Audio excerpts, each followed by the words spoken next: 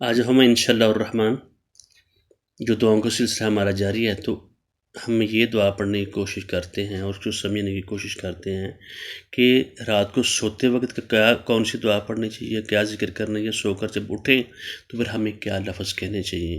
اور ہر دعا جو ہے اس میں توحید بھری ہوئی ہے، اور اللہ تعالیٰ رب فرماتے ہیں کہ نبی کرم صلی اللہ علیہ وسلم نے فرمایا کہ جب رات کو سوئیں تو کیا ذکر کرنا چاہیے، اور یہ دعا خصوصاً یہ پڑھنی چاہیے: اللہم بسمک اموت و احیا، اے اللہ ہم تیرے نام سے ہی مرتے ہیں اور تیرے ہی نام سے زندہ ہوتا ہوں میں۔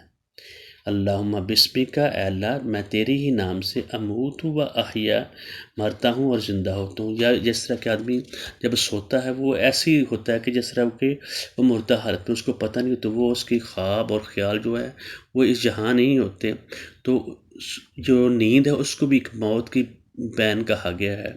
تو اللہم بسمک اموت و احیا، اے اللہ تیرے نام سے ہی مرتا ہوں اور زندہ ہوتا ہوں۔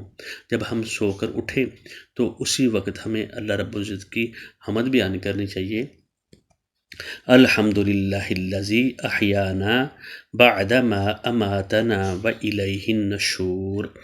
الحمدللہ، اے اللہ تیرا شکر ہے، تیری تعریف ہے، حمد ہے تو اللہ تیری ہی ہے اور کس کی حمد ہے؟ اس لیے ہے الذی احیانا، وہ اللہ جس نے ہمیں زندہ کیا، بعد ما اماتنا، اس کے بعد کہ ہم جب فوت ہو چکے تھے، مر گئے تھے، سو چکے تھے، وَإِلَيْهِ النُّشُورُ، کل قیامت کے روز ہم نے اسی کے سامنے اکٹھے ہونا ہے، اس کے جا کر سامنے کھڑے ہو کر ایک ایک بات کا جواب دینا ہے۔